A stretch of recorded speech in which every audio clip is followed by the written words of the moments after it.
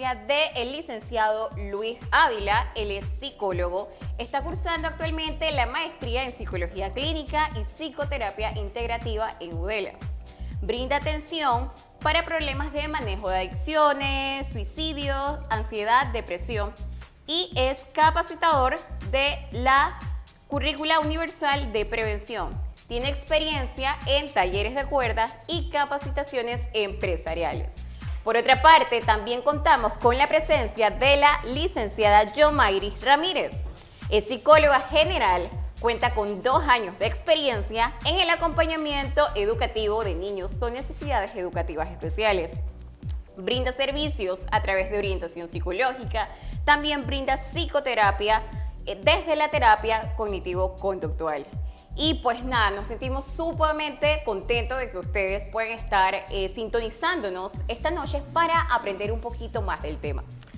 Y bueno, la noche de hoy queremos comenzar y hablar un poquito sobre lo que vendría siendo la salud mental. Esto sería lo primero. O sea, ¿qué es la salud mental? La salud mental es un estado completo de bienestar físico, social y emocional. Y nosotros vamos a ver que esto es como, imaginémonos una mesa y son varias patas. Entonces, nuestra salud mental sería uno de esos pilares para poder en el día a día nosotros estar bien de la mejor manera. Entonces, vamos a averiguar esta noche cuáles serían los factores que influyen en la salud mental, cuáles serían algunas de las problemáticas actuales. No sé si ustedes sabían, pero a través de la OMS nos dicen que cada año aproximadamente hay unos 700.000 suicidios, que la mayoría de los jóvenes ha aumentado la tasa de ansiedad y depresión y es una de las principales problemáticas en el día de hoy. Así que esperamos poder brindarles un poquito más de información sobre la prevención, psicoeducación y qué poder hacer entonces en los casos donde nosotros vamos a hablar sobre las diferentes aristas de la salud mental. No sé si alguno quiere agregar algo más sobre este punto. Claro que sí, yo creo que como introducción es importante poder tener claro y tener muy presente que la salud mental es prioridad y tiene que ser prioridad. Es una de las situaciones que más afectan hoy en día, tanto a nivel nacional como internacional, a muchas personas. Y muchas personas pasan estas situaciones en silencio por quizás desconocimiento, no saber buscar ayuda, o si la buscan quizás no saben en qué lugares específicos hacerlo. Y es lo que queremos compartir en este día, que la salud mental es importante, es prioridad y que todos los que nos escuchan tengan la oportunidad de buscar ayuda. Correcto, licenciada Yomairis, ¿usted quiere añadir algo más a este punto?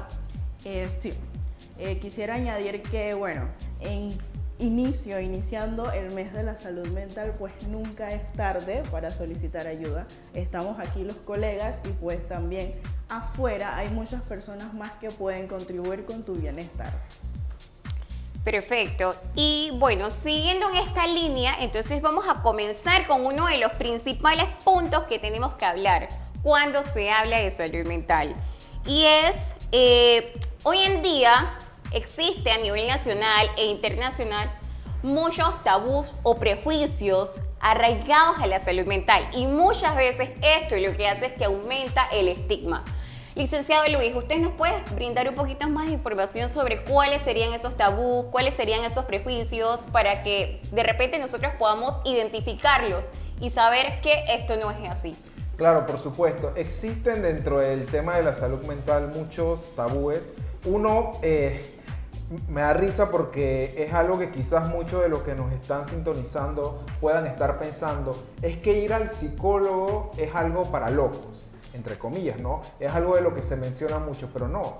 Ir al psicólogo no es para alguien loco, es para buscar ayuda, es para buscar orientación, es para tratar de encontrar el sentido de tu vida, para tratar de descubrirte, de sanar lo que tengas que sanar, probablemente de infancia o adolescencia, porque todos pasamos por situaciones difíciles que debemos trabajar. Otro de los prejuicios, y es lo que mencionabas hace un momento, Aixa, es el tema de que los jóvenes están sufriendo mucho el tema de salud mental, de ansiedad y de depresión. Muchas personas dicen, es que eres joven y como eres joven no tienes ningún problema.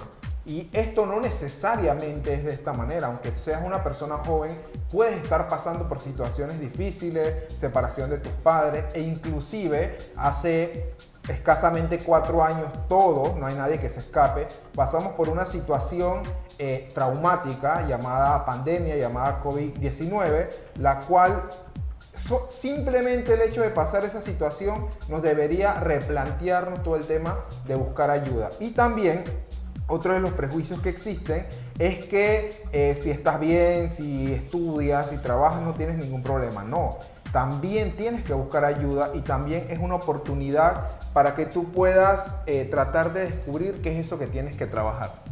Correcto, has dado en el clavo en ese punto porque muchas veces se piensa que los jóvenes, o sea, están súper bien, que están en su mejor etapa, que son personas muy alegres. En algunos casos sí, pero muchas veces esto se ve más reflejado y a través de la pandemia nosotros vimos mucho que la mayoría que solicitaba ayuda eran personas jóvenes. Entonces ahí vamos rompiendo ese tabú también. Otra de las cosas importantes que mencionaste es poder hablarlo. Y de ahí viene lo otro que quería comentarte. O sea, cuando nosotros tenemos un prejuicio, ¿qué es ¿cuál sería esa contraparte? ¿Qué nosotros podemos hacer para romper esos prejuicios que muchas veces se repiten? Entonces quedamos como que esto es una realidad. Así es, totalmente. Bueno, la clave principal es la educación. Es poder conocer a profundidad lo que te puede estar pasando. La clave, y de hecho en cualquier situación de la vida, es conocer. Yo conozco y reconozco mis emociones. De hecho, tenemos, hace poco estrenó la segunda parte, por ejemplo, de la película Intensamente, donde nos habla quizás muy interesantemente del tema de las emociones. Entonces, poder identificar cuáles son mis emociones, identificar cuáles son las conductas que me están afectando, cuáles son las situaciones que inclusive me llegan a afectar. Y todo esto es a través de la educación, de la psicoeducación en este caso, el poder conocer qué es la ansiedad, cómo se maneja, qué aristas tiene, cómo se maneja la depresión. Porque hay muchas personas, por ejemplo, que mencionan, bueno, es que yo tengo depresión, pero habría que evaluar y ver si realmente tienes depresión o si tienes ansiedad, o si, en todo caso, un episodio ansioso, un episodio depresivo que ciertamente se puede trabajar a nivel de terapia. Ok, ese punto quiero recalcarlo ahorita mismo, por lo menos a nivel de emociones y a nivel de repente hablar de trastornos. ¿Por qué? Porque yo puedo decir, yo siento ansiedad y no está mal tener ansiedad, no hay emociones buenas ni malas, todas son necesarias. Y yo siempre, por lo menos en terapia, les doy este ejemplo a mis pacientes. Imagínense que ustedes están en medio de la calle, están aquí en medio de la calle 50 y de repente viene un metrobús. Oye, si tú no sientes ansiedad, tú no te vas a quitar de allí. Es necesaria. Ahora, aquí lo que tenemos que ver es la frecuencia y la intensidad. Porque si es muy frecuente, si es muy intensa, si interfiere con mis estudios, si interfiere con mis relaciones interpersonales, o sea, amistades, pareja, familia, entonces ahí estamos viendo que es como una señal de alarma. Pero todas son necesarias, entonces aquí lo importante es saber identificar, como decías Luis, número 1, pero también saber si es frecuente, intenso y número 3, si me está afectando en mi toma de decisiones y en mi vida diaria. Por otra parte, no sé si usted, licenciada Yomairis, a este punto quisiera agregarle algo más. Sí, me gustaría compartir la respuesta que brindo cada vez que me dicen, ¿eres psicóloga? Sí, soy psicóloga. Pero, o sea, ¿eso quiere decir que trabajas con locos? Aquí mi respuesta sé que es un poco cuestionable, pero siempre respondo, no, de hecho no trabajo con personas locas, trabajo con personas que son como tú. Cuando le digo esto a la persona es como un signo de alerta, ¿ok? ¿Qué es lo que está pasando? Como yo, como así. Entonces ahí es donde entro y psicoeduco. Empiezo a darle el panorama, por ejemplo, ¿en algún momento has pasado por alguna ruptura amorosa? Sí, bueno, ok. A mi consultas llegan personas que han pasado por alguna ruptura amorosa y esto no quiere decir que están locos, ¿sí? Le hago saber a la persona que cualquier tema, ¿sí? A veces le quitamos esa importancia, es sinónimo de que puedan asistir y no significa que es que tienen un trastorno mental. También pueden asistir de manera preventiva, que es lo ideal, que toda la población deberíamos asistir al psicólogo de manera preventiva. Ok, continuando la línea ICSA, me gustaría seguir un poco con los factores de riesgo de la salud mental. ¿Cómo lo podemos definir? Ok, los factores de riesgo de la salud mental son aquellas características, ¿sí?, que te hacen un poco vulnerable o que aumentan la probabilidad de que a ti te dé alguna condición de salud mental. ¿Ok? Esto es, no te alarmes, ¿sí? Vamos a hablar un poquito más de esto. Podemos mencionar 3: factores biológicos, factores sociales o de nuestro contexto contextual, y en esta oportunidad un diagnóstico de una enfermedad. ¿Ok? El factor biológico, por ejemplo, nuestros genes, la funcionabilidad de nuestro cerebro puede ser un factor determinante para que tengas alguna condición de salud mental. ¿Qué podemos hacer? Estudiar un poquito de nuestra historia clínica en cuanto a salud mental. Y es ahí donde entra la parte de tu responsabilidad, ¿ok? Descubriste que sí, tuviste un pariente con alguna condición mental. Esto no te condiciona que sí o sí vas a tener un problema psicológico, pero sí te da la parte de que tú puedas tomar responsabilidad y accionar, siempre accionar. Y ahí es donde meto la parte de la psicología preventiva, ¿ok? Otro punto también es el factor social. Aquí entran lo del estrés, ya sea el estrés por una situación específica, el estrés laboral, entra la parte de traumas, ¿sí? Escuchamos mucho esta palabra, entra la violencia física hasta la violencia psicológica. También algo que me gustaría aportar muchísimo es la conducta familiar, ¿sí? El entorno ese familiar puede condicionar muchísimo para que sea un factor de riesgo en tu salud mental, ¿sí? Cuando hablamos de, estudiamos un poco de la ansiedad, que vemos a esos consultantes con ciertos rasgos de ansiedad y ahondamos un poco en su historia de aprendizaje, ¿qué es lo que vemos? Conductas aprendidas de su entorno familiar, ¿ok? Luego pasamos un poquito a ese factor de riesgo cuando nos entregan un diagnóstico. Usualmente impacta mucho cuando es un diagnóstico de alguna enfermedad crónica o de alguna situación un poco repentina en donde te dan muy poquito tiempo de vida, ¿sí?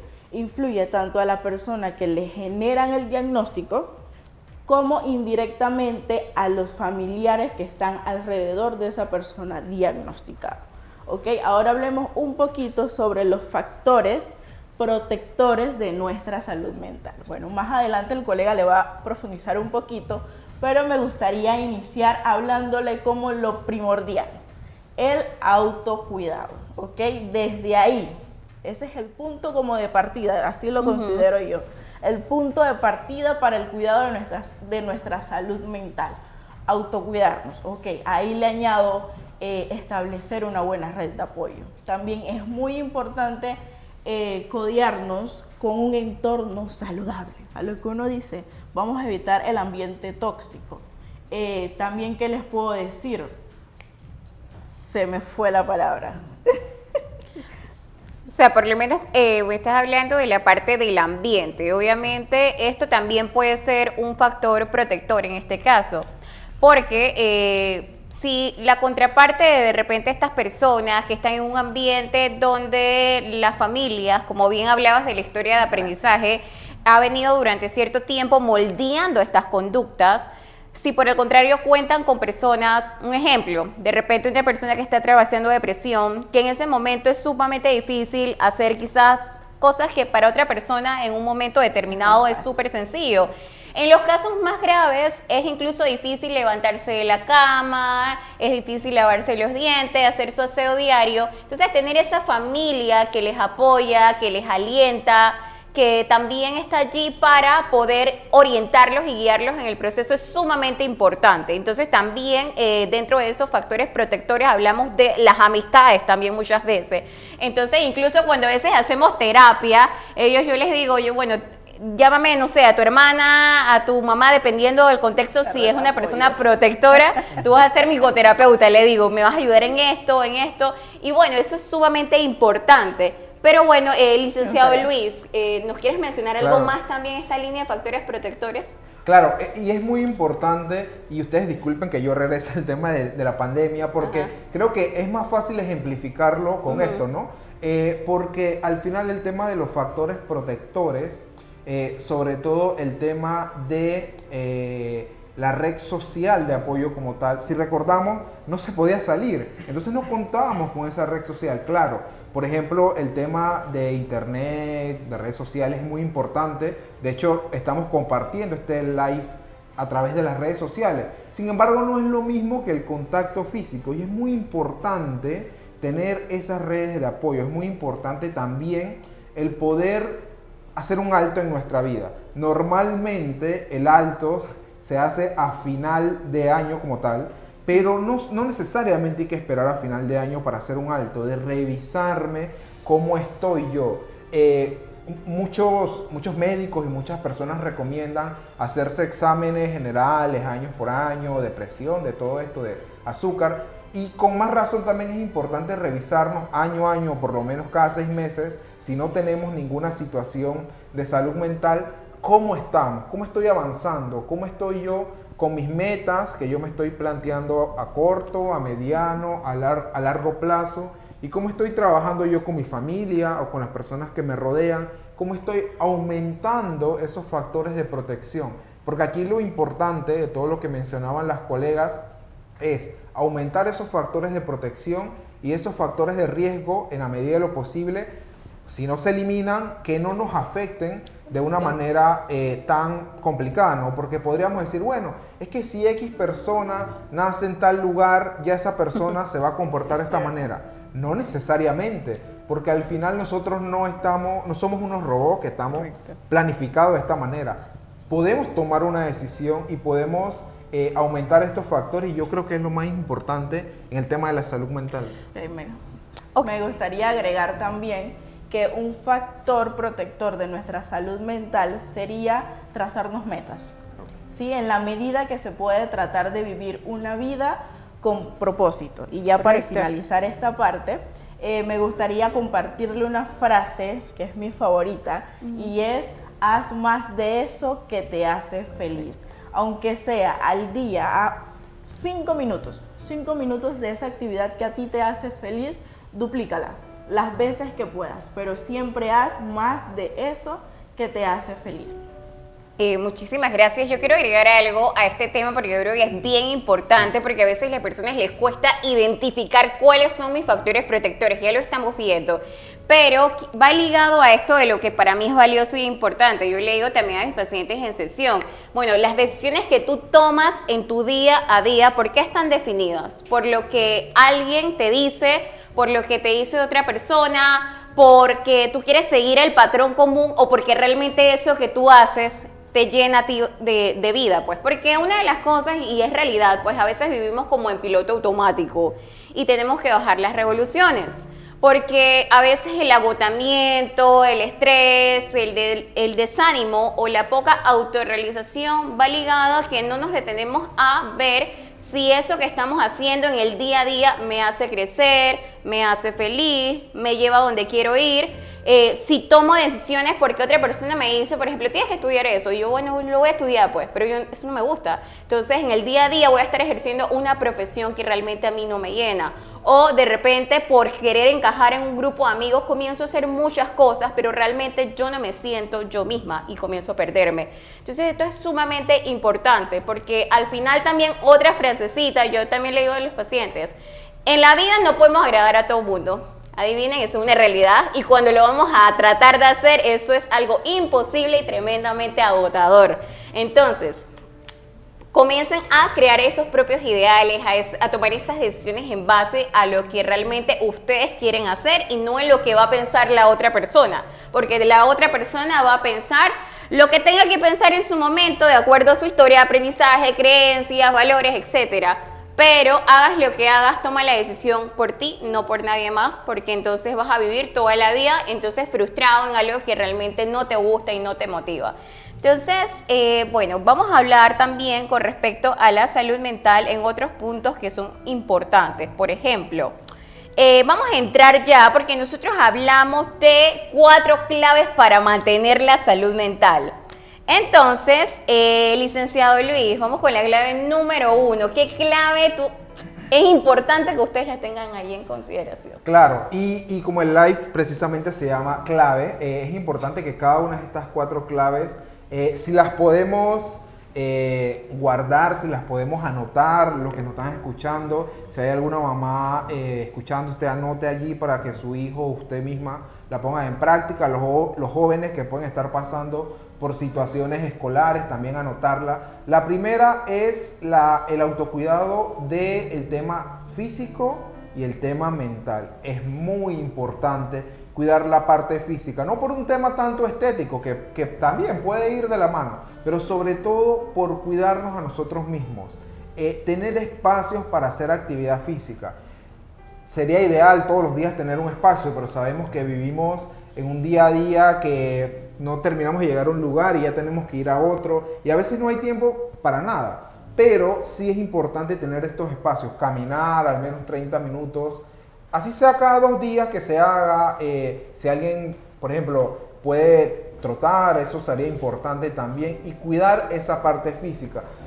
Por ejemplo, hace poco veía yo un video de una persona que es un youtuber en España, quizás algunos de los más jóvenes los conocen, es muy famoso, se llama Ibai, y esta persona, hablando precisamente del tema físico, es alguien que hace mucho tiempo está intentando hacer un cambio físico y ahora finalmente, quizás después de varios años, lo está logrando, pero porque el cambio físico va allí ligado de la parte mental. Y yo tengo que cuidarme la parte mental. ¿Cómo me cuido la parte mental? Tampoco poniéndome, y mencionábamos hace un rato el tema de metas, no poniéndome metas excesivas que yo sé que no voy a poder cumplir. Hay personas que dicen, bueno, es que este año yo voy a correr una maratón, pero nunca has corrido. Tienes que prepararte este año para quizás correr 5 kilómetros. Entonces hay que cuidar esta parte mental y también rodearte de cosas positivas en tu vida. La parte mental y física también implica, por ejemplo, cosas tan sencillas, pero que hemos olvidado, como cuidar el sueño. Podríamos preguntarnos, ¿cuándo fue la última vez que dormimos 8 horas?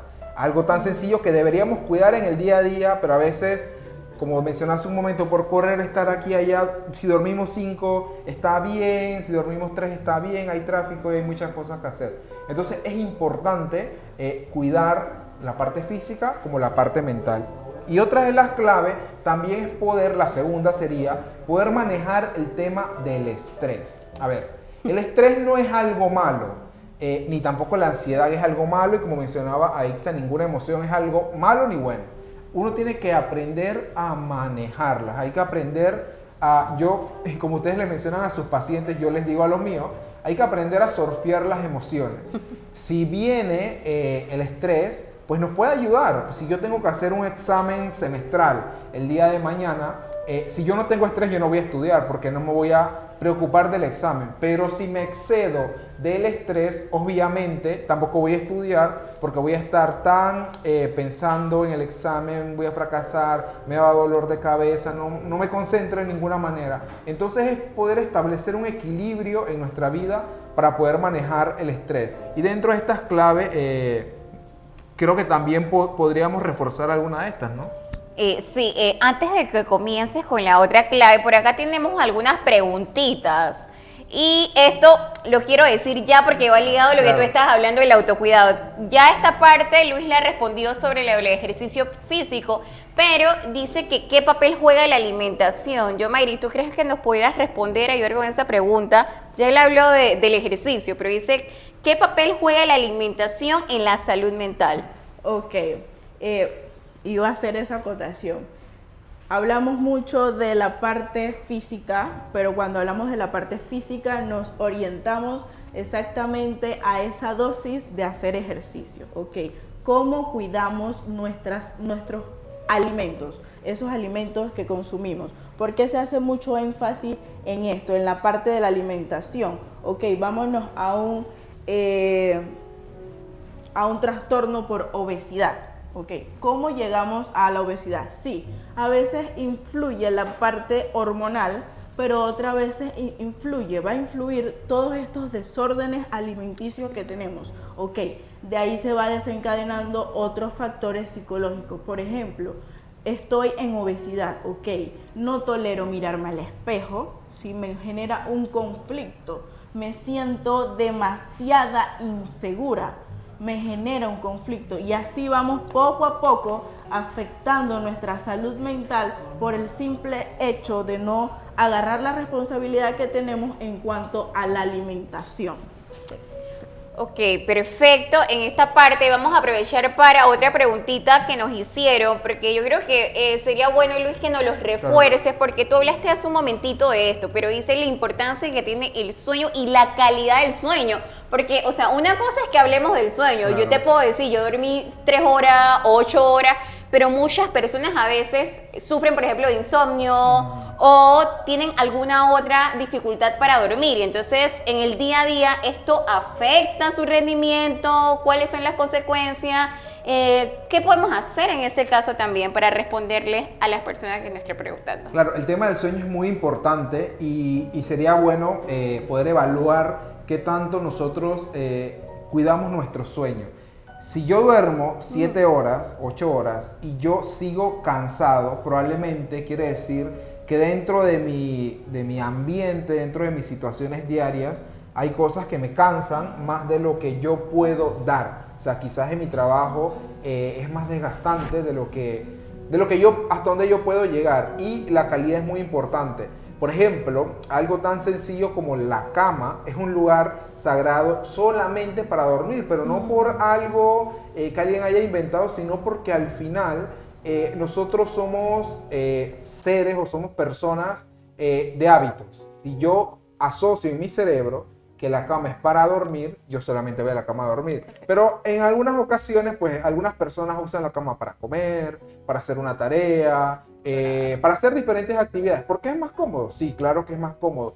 Pero a la hora entonces de acostarnos a dormir, le mandamos al cerebro el mensaje de que, bueno, esta es una actividad más de las que yo hago en la cama. Entonces, por eso es importante cuidar esto. Pero si tú, digamos, en el día a día haces ejercicio, vas a la universidad, a la escuela o al trabajo y haces varias actividades físicas en el día, pero a la hora de acostarte, como mencionó Aixa, sufres de insomnio, pues allí ya habría que evaluar, quizás a nivel médico o a nivel psicológico, si existe algún tipo de trastorno del sueño, porque todo esto va a depender, pero normalmente uno haciendo actividades en el día debería poder descansar y dormir bien.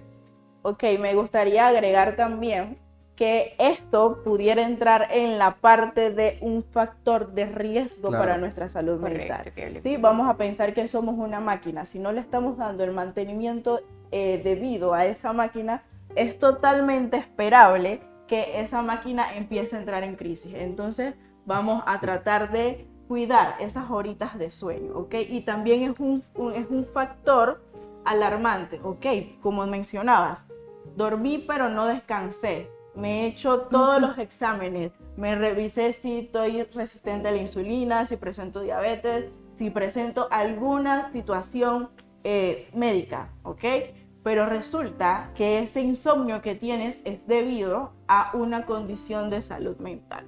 ¿Te gustaría agregar o puedo pasar al siguiente punto? Bueno, nada más por agregar ahí, muchas veces, y esto es bien frecuente, yo lo veo en el día a día en la consulta, es que muchas veces las personas que tienen ansiedad, hay algo que se llama rumiación y es la parte del sobrepensar. Y muchas veces yo le digo, eso es como una radio encendida todo el día y cuando llega la noche, el momento de apagarse no se apaga. Entonces están las preocupaciones de qué pasó, qué va a pasar mañana. Entonces en esa parte también muchas veces afecta la calidad del sueño, como dice Yomairi. Si ya nosotros evaluamos toda la parte médica y no hay nada, y la persona probablemente le estemos evaluando y tiene rasgo o algún trastorno de ansiedad, entonces es muy importante evaluarlo porque sí se puede trabajar en sesión y en muchos casos, y este es el tema, la persona mejora la calidad del sueño. Pero recordemos que no es como que sea la única vía, es una de las posibles causas porque depende de persona a persona.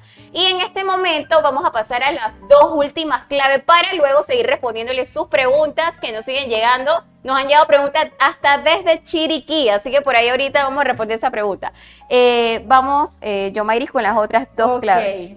Clave número 3, y esta es demasiado importante. Establecer límites saludables o límites sanos. ¿Por qué se hace el énfasis en límites sanos? Ok, vamos a hablar un poquito de la diferenciación entre insanos y saludables. Insanos son aquellos límites que establecemos, pero de una forma así un poco dudosa. No se establecen de una forma directa. También influye cuando establecemos ese límite, pero de igual forma dejamos como una puertita para que ese límite sea violentado. O también cuando decimos lo que esperamos, sin embargo cruzamos esa línea de respeto que merece la persona, ¿ok? Esto es considerado un límite que no es tan sano. Ahora bien, hablemos un poquito sobre los límites sanos. Definido de forma concreta y súper fácil. Barreras que establecemos de forma tácita y directa dentro de los límites de respeto, tanto para nosotros como para la persona a quien le vamos a establecer ese límite. A ver, ¿quién no ha comprado algo innecesario por la simple razón de no decir no? ¿Ok? Entonces empezamos por aprender a decir que no sin sentir culpa. Bien, vamos a hablar un poquito. ¿Cómo se te ocurre decirle no a una persona? Pues simple, vamos acordándonos del punto. Nuestro límite debe ser tácito y directo, no dejar margen para que la persona lo vulnere. Aquí les tengo anotado un poquito, vamos a ver. La incomodidad, ok, necesito establecer límite. Digo sí porque pienso que esa incomodidad va a ser mucho menor a la incomodidad de decir que no. Ok, totalmente falso. Cada vez que tú dices, ok, sí, pero siento que no debo decir que sí, te queda una sensación de remordimiento. De ahí vienen las autocríticas fuertes, porque vienen las autocríticas. Aparte del sentimiento de culpa, nos autocriticamos. Ok, pero ¿por qué no eres capaz de establecer un límite? Si no querías esa fiesta, no querías ir a esa fiesta, ¿por qué dijiste que sí? Y ahí vamos desencadenando otro tipo de malestar por la simple razón de no decir un no desde un inicio. Otro factor aquí, un punto muy importante: cada vez que tú vayas a establecer límites, no inicies con un disculpa, ¿ok? No, porque ahí estamos dejando el margen de que tú estás haciendo algo mal. No pidas disculpa, no inicies ni que vaya intermedio una disculpa ni un perdón. ¿Cómo podemos abordar aquí a los colegas? ¿Cómo creen ustedes que podemos abordar? Estamos en una conversación en la cena de Navidad y nos llega esa pregunta incómoda. ¿Cómo ustedes lo abordarían? Ok, obviamente poner un límite, poner un límite no te hace una mala persona. Entonces vamos a decir que estamos aquí y de repente tú me estás haciendo algo y a mí no me gusta. Yo puedo acercarme a ti de dos maneras. O sea, si en el momento, yo, Mayri, disculpa, quiero comentarte algo, es lo que no deberíamos hacer, sino entrar directamente en, mira, me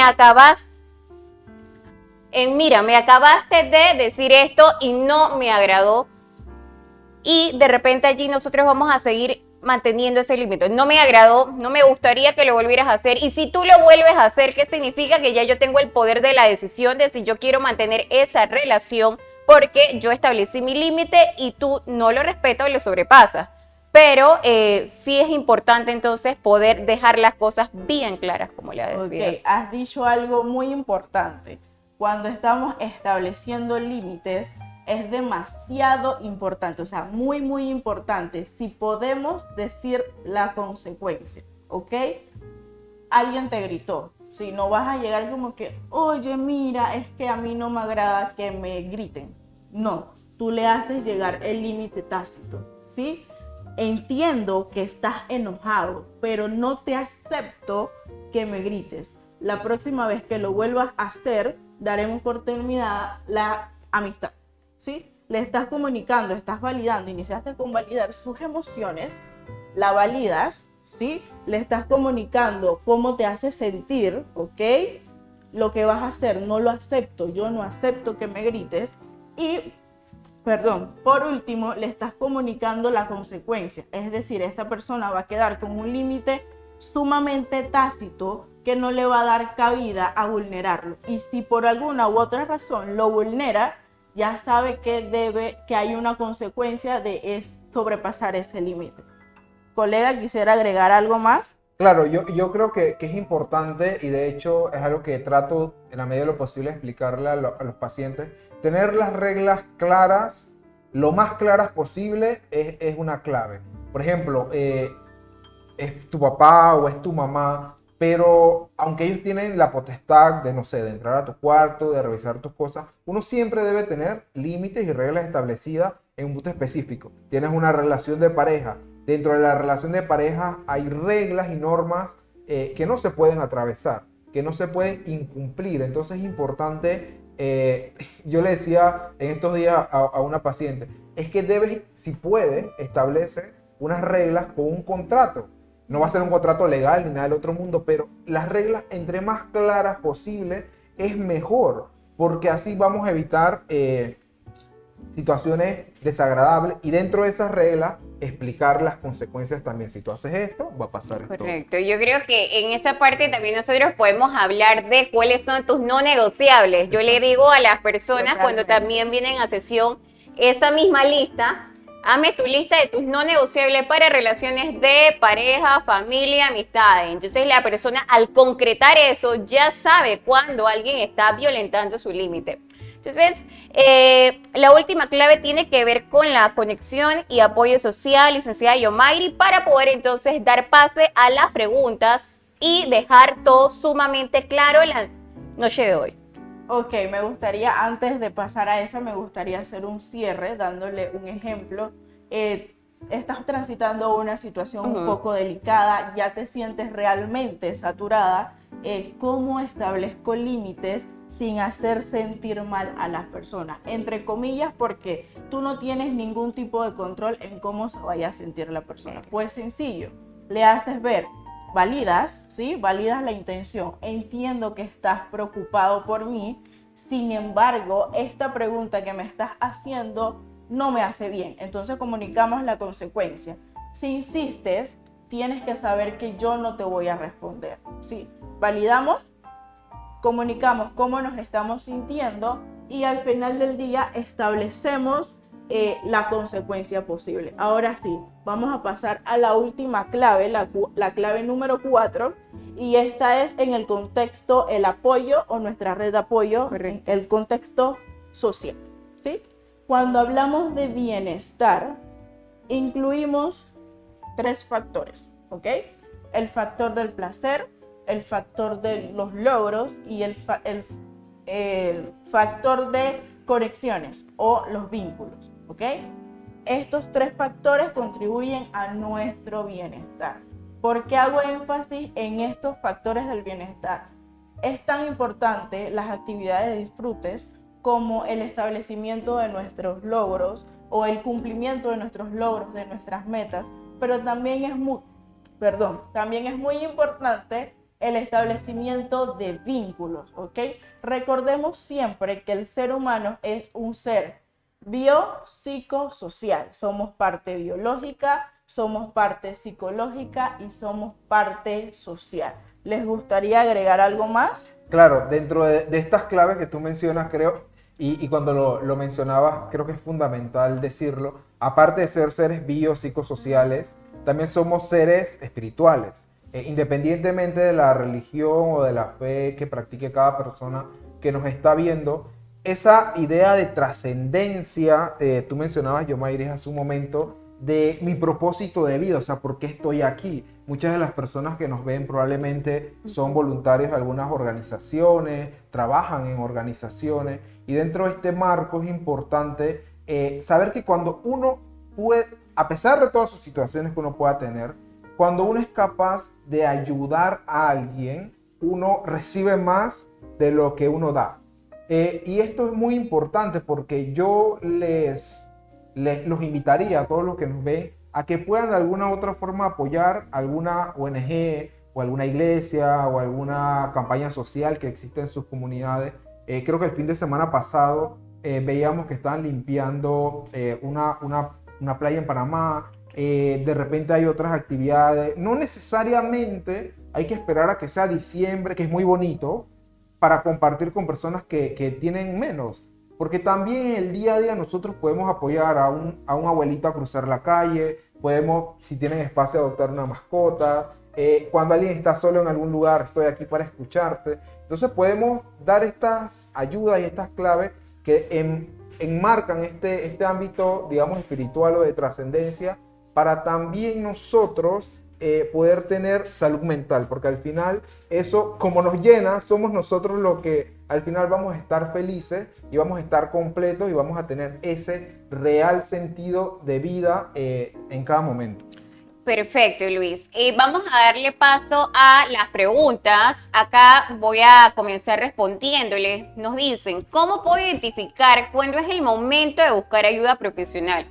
Como mencionamos a inicio pues, del live, es importante, número uno, saber que cada emoción, cada acción o cada situación en sí no es mala. Por ejemplo, en el caso de las emociones, hay muchos pacientes que de repente llegan a sesión y dicen, bueno, ¿sabes qué? Ya no quiero sentir enojo, o no quiero sentir tristeza, o no quiero sentir ansiedad. Entonces el tema no es no sentir. Es, número uno, saber identificar cuándo ya está sobrepasando mi límite. Y mi límite es, no estoy descansando bien, no estoy comiendo bien, en mi trabajo no rindo bien, o en la universidad o en la escuela no rindo bien. Ya no me motiva muchas cosas de repente, no sé cómo tomar decisiones. Entonces, si ya esto está afectando tu día a día, es un buen momento para buscar a un profesional de salud mental. O sea, el simple hecho de sentir ansiedad a veces, no, de repente no. O sea, el sentir tristeza, hay días que uno tiene días buenos y malos, pues. Entonces, de repente pasó alguna situación delicada y usted de repente quiere llorar o quiere estar solo un día, está bien. Pero que todos los días quieras llorar o estar solo, ya ahí es como una red flag que hablamos, una bandera roja. Entonces, es sumamente importante esa parte. Y bueno, vamos a seguir con las preguntas.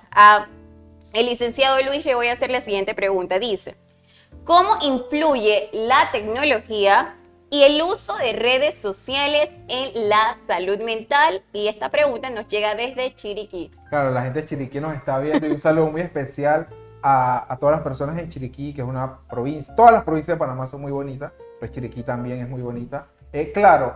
¿Cómo influye el tema de las redes sociales? Las redes sociales han venido para ser una gran ayuda en nuestra vida, y ciertamente lo son. Tienen muchas cosas positivas. La tecnología es maravillosa, pero al igual que las emociones, la tecnología no es buena ni mala. Va a depender del uso que nosotros les demos a esa tecnología.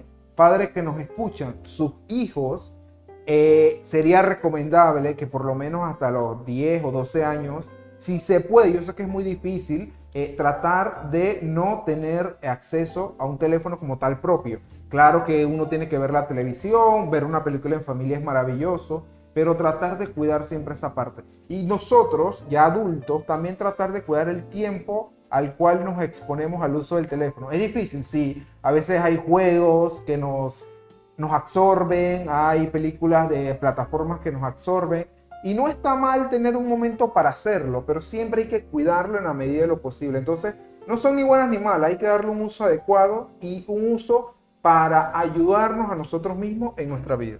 Ok, vamos a dar pase a nuestra última pregunta y dice, ¿cómo puedo identificar que mi hijo o hija tiene una mala salud mental antes de que eso lo lleve al suicidio o daño a sí misma? En este caso, o sea, es una pregunta donde de repente un poquito de lo que hablaba en antes, pero es una madre preocupada. ¿Cómo pueden de repente los padres identificar esas señales de alerta en los hijos?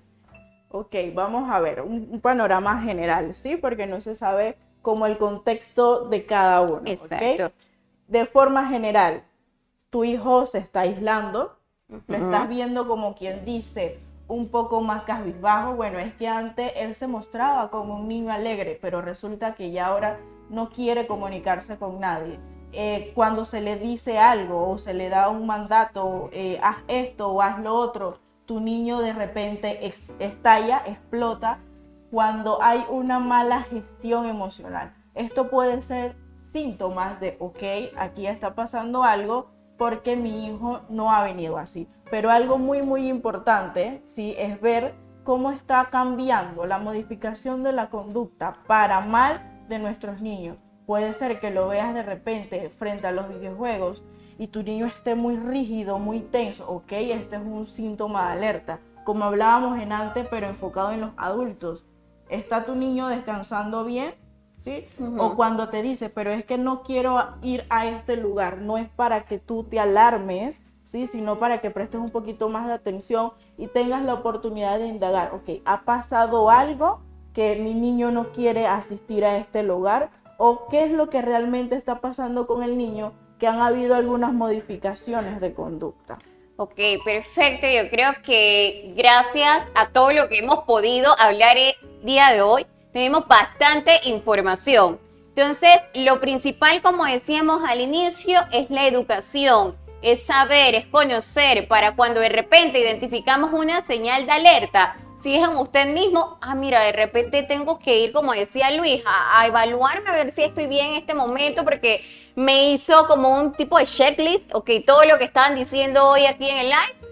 Y también de repente, si tú eres mi amigo y yo veo esas señales de alerta que hoy hemos escuchado, entonces ya yo sé, de repente yo te puedo decir, mira, vi un live o leí en tal red social o en internet tal información. Yo creo que es una manera de poder también ayudar a otras personas que de repente no lo saben y no tienen una explicación de por qué se sienten mal, de por qué no están motivados, de por qué no saben cómo tomar buenas decisiones.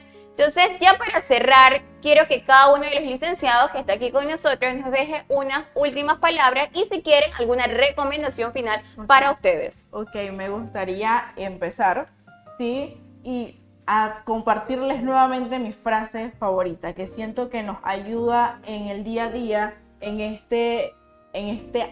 la actualidad de que estamos viviendo una vida súper acelerada, ¿sí? Todo lo queremos ya. Las personas comunican mucho, es que me siento en piloto automático. Ok, detente un poquito, realiza una pausa y haz un poco más de lo que a ti te hace feliz. Recuerda mucho, es muy importante el autocuidado que te estés brindando en este momento. Claro, y yo como mensaje final los quiero dejar con una pregunta y una reflexión. La pregunta sería, con lo que estoy haciendo en mi vida, ¿estoy feliz actualmente? Y si la respuesta es un no o un más o menos, pues eso ya te debe dar una respuesta de si es necesario buscar ayuda o no. Y lo otro es, no necesariamente hay que estar mal para buscar ayuda. A veces, claro, si estamos pasando situaciones difíciles, inmediatamente hay que buscar ayuda. Pero también, si estoy bien, es importante buscar también apoyo, porque es importante mantenerse bien. A veces, si estamos maravillosos en un momento pleno, pero esto hay que tratar de conservarlo en la medida de lo posible y siempre saber que hay personas dispuestas a poder ayudarlos y acompañarlos en este proceso, que somos los psicólogos. Excelente, muchísimas gracias a los dos por esta noche estar aquí y compartiendo toda esta información sumamente valiosa. Ustedes se quedan con toda esta información. Gracias a todos los que nos pudieron sintonizar y poder enviar sus preguntas. Recordemos que la salud mental importa y que debemos hablar de salud mental. Muchísimas gracias a todos.